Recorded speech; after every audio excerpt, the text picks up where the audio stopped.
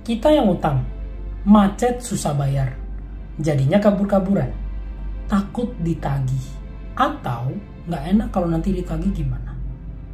Negosiasikan dengan si pemberi hutang. Boro-boro John negosiasi, ya yang ada udah takut duluan, karena kita yang salah, ya. Nah teman-teman, caranya seperti ini. Mindset pikiran bawah sadarnya itu disetting dulu, ya.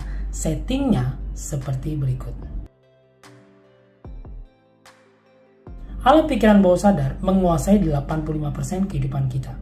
Jadi dalam hal ini ya, dalam kasus ini hutang macet ya, kita tahu kita yang salah, ya, maka muncullah fear, ya, fear atau ketakutan di pikiran bawah sadar kita, sehingga kita nggak bisa lagi berpikir jernih teman-teman, ya. Jadinya satu-satunya hal, satu-satunya keputusan yang masuk akal bagi kita yaitu kabur, lari, run. Kabur maksudnya bukan melarikan diri, ya, tapi karena rasa takut, gimana kalau ditagih nggak bisa bayar gitu ya. Jadinya menghindar.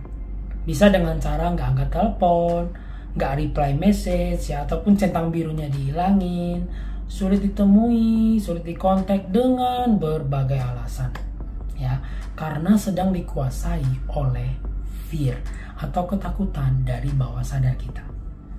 Nah, pembahasan kali ini kita membahas tentang hutang macet yang diselesaikan dengan cara bernego. Ya, nego gimana, John? Udah keburu takut duluan, udah freeze gitu ya, membeku gitu. Ya, pikiran sadarnya blank, ya. Pikiran bawah sadar kita take control, yaitu ketakutan tadi, fear tadi. Nah, gimana caranya menenangkan pikiran bawah sadar kita supaya kita tetap bisa berpikir jernih?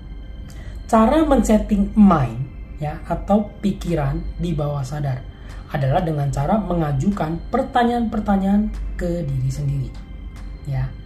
Loh John, pertanyaan, jangan anggap remeh, karena pertanyaan-pertanyaan ini itulah kuncinya, ya, itu cara settingnya.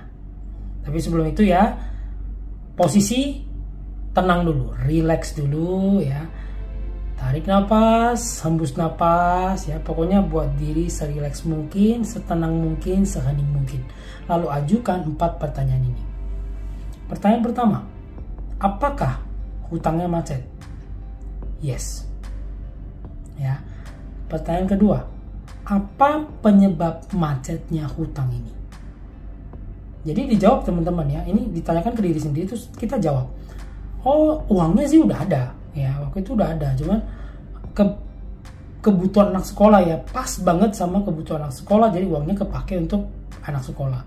Ya, ataupun kondisi mendesak ya, kebutuhan mendesak, orang tua ataupun mertua masuk rumah sakit misalnya ya kan, untuk membiayai perawatan rumah sakit. Jadinya macet. Ya.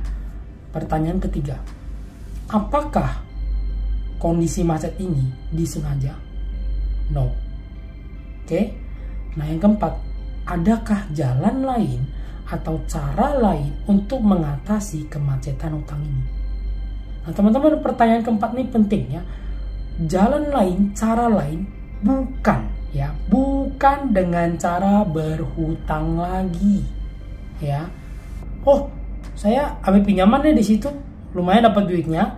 Nah, duitnya ini bisa untuk bayar kemacetan dulu. No, ya, tidak. Bahaya teman-teman, ini bahaya sekali, karena kalau seperti itu nanti ujungnya gali lubang tutup lubang, ya. Ada cara lain, contohnya jual aset, ya. Lihat di gudang teman-teman ya, biasanya di gudang tuh banyak banget barang-barang yang numpuk di gudang, itu berarti sudah lama tidak terpakai, ya. Misalnya kita lihat ada mesin penghisap debu di sana, ya. Rumah bisalah pakai sapu biasa aja, nggak usah pakai penghisap debu, boleh deh coba dijual. Ya, dijual dapat uang, lumayan, uangnya bisa untuk bayar cicilan, ya. Oke. Nah, teman-teman, tujuan dari pertanyaan-pertanyaan diri ini itu adalah untuk membuat kita menyadari, ya. Apa teman-teman? Menyadari kondisi yang kita hadapi saat ini secara fakta. Ya, jadi kuncinya adalah sadari fakta. Untuk apa, John? Nanti teman-teman ya, fear-nya itu bisa berkurang, bahkan bisa hilang. Loh, kok bisa gitu? Pakai contoh aja ya supaya lebih jelas. Ada hutang, cicilannya 2 juta per bulan selama 12 bulan ya, misalkan. Terus macet ya, nggak bisa bayar, macet.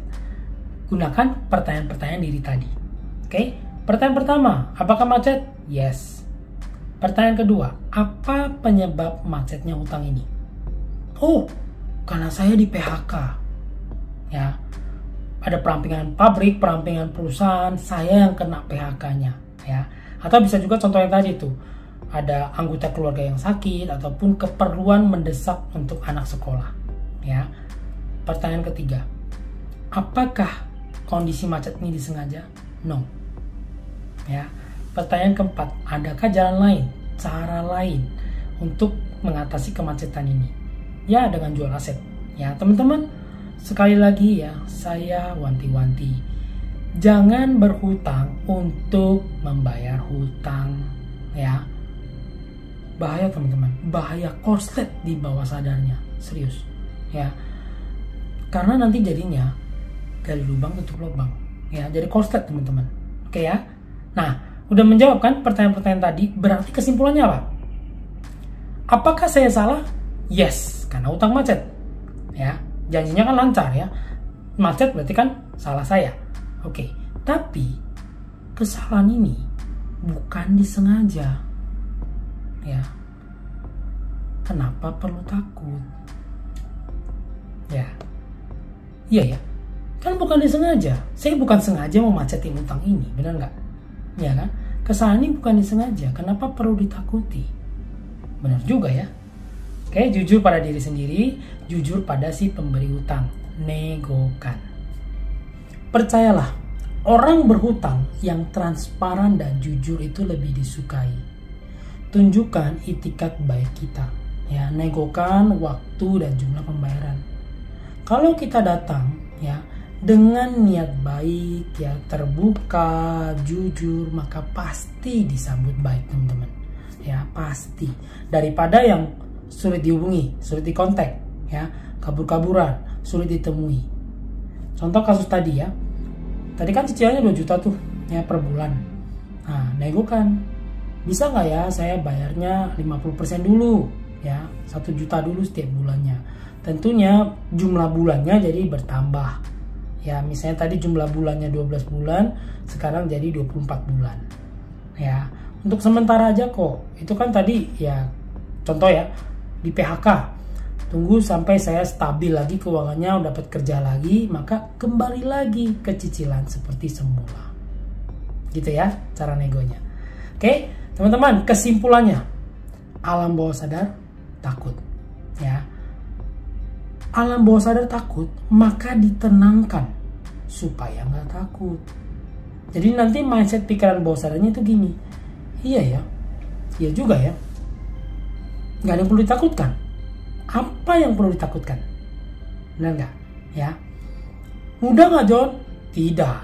Ya, karena program alaminya bawah sadar itu adalah fear, ketakutan. Ya, makanya perlu sering-sering disadari. Ya, perlu sering-sering disadari dengan pertanyaan-pertanyaan diri yang tadi itu. Oke, teman-teman ya, praktek ya. Nah, sekarang pertanyaan berikutnya. Apakah mindset bawah sadar dengan cara seperti yang tadi kita bahas itu, ya, berlakukah untuk semua jenis hutang? Apakah mindset seperti itu berlaku untuk semua jenis hutang termasuk hutang bank? Menurut teman-teman gimana? Coba komen ya. Oke, teman-teman, video kali ini sampai di sini dulu. Sampai jumpa di next video. Thank you and bye for now.